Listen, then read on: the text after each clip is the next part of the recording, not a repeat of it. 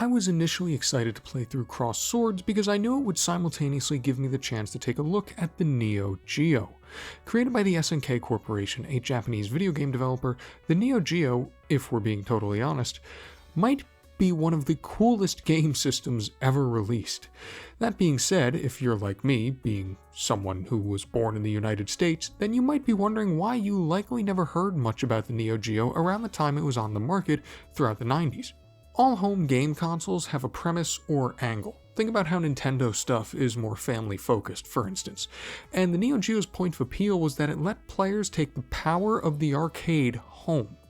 If you saw my Altered Beast video from a while back, I spent a good part of that video talking about how home gaming consoles, regardless of who made them, up until around probably the 7th generation, which is when we started getting consoles like the PS3 and 360, for the most part, weren't capable of replicating arcade games at home. They simply weren't powerful enough from a hardware standpoint. There was no way you were ever going to be able to replicate the gorgeous, hand-drawn animation of something like Space Ace on the SNES, which is why the port for that system is a strange, top-down platformer that doesn't have much to do with the original save for sharing a name. This was the case for nearly every home console, at least.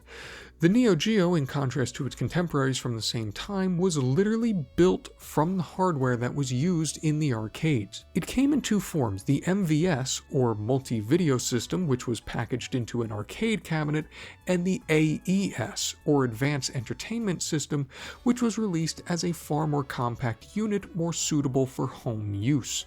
They were identical from a hardware standpoint, and in a unique step for the MVS, meant that the arcade system could swap out cartridges and games in a way that wasn't typical for other cabinets.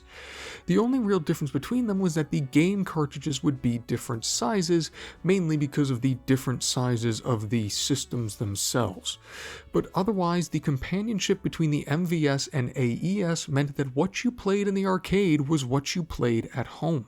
The extra power that the AES had came at a cost, literally. The thing cost $650 in 1990, or around $1,500 today, which is why it really struggled to catch on. It did generate a bit of a foothold in Japan, but for the most part, there were not a lot of AES systems in people's homes anywhere. And that's a real shame, man, because as anyone that has played an SNK game can attest, they are awesome. Like, I think it would be fair to say that most SNK franchises are more niche in interest. Series like The King of Fighters or Metal Slug never reach the relevance of something like Street Fighter or Contra, for instance, but they might be just as good. A lot of that probably has to do with the system and the capabilities of that system that they were made for. SNK games, whether those actually developed or just simply published by the company, have an unmistakable feel to them. You know when you're playing an SNK game. Look at the graphics, animation, and shading in Samsho 4 here.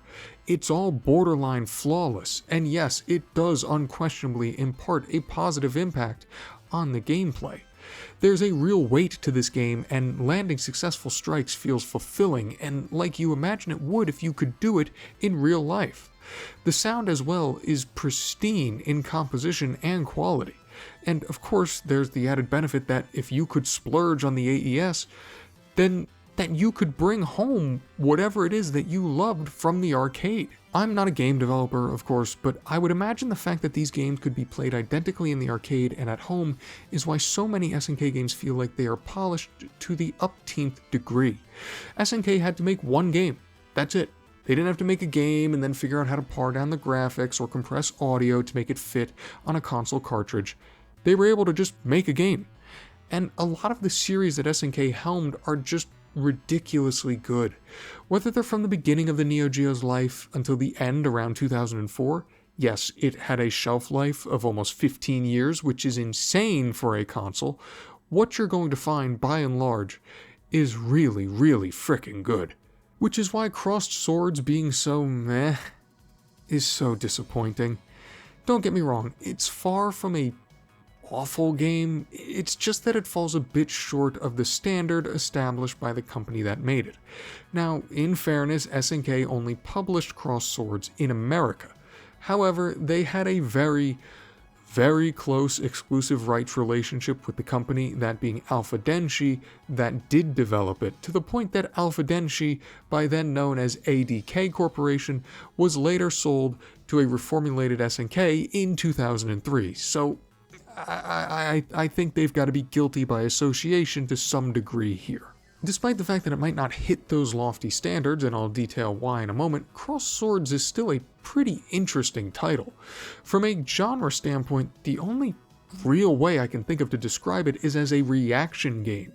I don't mean in the sense of something like QuickTime events or anything like that. The core of the gameplay acts as an allegory for fencing. You play as a knight whom you can move left and right on the screen and are faced with a series of enemies comprising a collection of rats, skeletons, and enemy knights along the way. You've then got to react to enemy attacks by pushing up or down on the stick to either raise or lower your shield and block the blow. Once you've successfully blocked a strike, you're free to then retaliate. You also have some magical abilities you can use depending on the weapon you're wielding. More importantly, however, you've also got an energy bar which is drained whenever you either whiff an attack or are hit by an enemies. This is to keep you from mashing senselessly, as strikes landed at low energy deal significantly reduced damage. It's not the deepest or most engaging gameplay style, but it's so different from most everything else that you're liable to see that I personally couldn't help but be intrigued by it. It certainly helps that it feels good. I found the gameplay speed very comfortable and loved the way that the game makes sure that you usually only have to deal with one enemy at a given time. It's easy to understand in the way that defeating enemies and taking fewer hits throughout a stage rewards you with experience, which grants you more health, and gold, which you can use to purchase new weaponry, gives you something to play for. Also, I'm a fantasy nerd, so anything from this era with a medieval aesthetic gets a thumbs up from me. It delivers on that theme as well, at least from a graphical standpoint. It looks great. The landscapes are gorgeous, there were obviously great lengths gone into to design these enemies, and I found myself to be an absolute sucker for the map screens that you would see between levels. It's got a great vibe, somewhere between whimsical high fantasy and more grounded low fantasy. It's otherworldly, but not so much so that it loses its sense of realism, which is pretty important because if it did, then how would it make sense for you to be fencing as you are in the gameplay? Unfortunately, it doesn't deliver much else of note. It can't truly cash in on its theme due to its threadbare story, nor does it manage to foster any sort of interest in its world, in spite of the fact that it does try to make note of specific geographical and hierarchical aspects. Combined with the fact that for as great as the enemies might look, the game does reuse them vociferously through palette swaps, and the fact that there are only a few music tracks present at all, which just loop constantly until you'll hear them in your nightmares, I might add, and Cross Swords starts to feel like a very bare bones and by the book endeavor. And I could probably live with some of those shortcomings if it weren't for the fact that the gameplay does not hold up its end of the bargain either. In this case, interesting doesn't necessarily mean fun because the combat very quickly becomes a repetitive slog. Additionally, though I will confess to being awful at this sort of game as I have the reflexes of a dead cat on a good day, none of this is made better by just how unbelievably difficult it can be. It becomes really obvious as you progress further into the game that the CPU will just start reading your inputs and instantly punishing you if you so much as dare to make a move. This wouldn't be such a huge problem if not for the fact that for as good as the enemies might look, a lot of them have really choppy animations when it comes to their attacks. You're eventually just kinda supposed to react to things that you can't really see because the frames for them don't exist. I so badly wanted to like this game more than I did. I do love the enemy design, as I said, and I can appreciate that it was so different during a time when a lot of arcade games all followed somewhat similar formulas. Perhaps this is a case of needing to have played it in an arcade as opposed to at home. I could understand how a game like this might be much better served by being played standing at an actual machine as opposed to sitting at a computer at home, because I can see how the change in that perspective and setting might significantly affect the gameplay. But considering at home is the only way anyone is likely to play Cross Swords nowadays, I feel liable to judge it within those confines. For its issues, however, I think Cross Swords might be one of the best examples of why it was so cool that the Neo Geo was the same in the arcade and at home. I do not think it would have been possible, considering the state of consoles in 1991 when this game was released, to translate anything close to this to home systems. If you had wanted to port this to a Nintendo or Sega system, I imagine it would have required slowing down the gameplay significantly, really crunching the graphics, and probably just reducing the overall size of content available in terms of levels. That's if making it run on those systems would have even been possible at all. A lot of Neo Geo and SNK titles did eventually make their way to competitor systems in one way or another, but Cross Swords was not one of those games.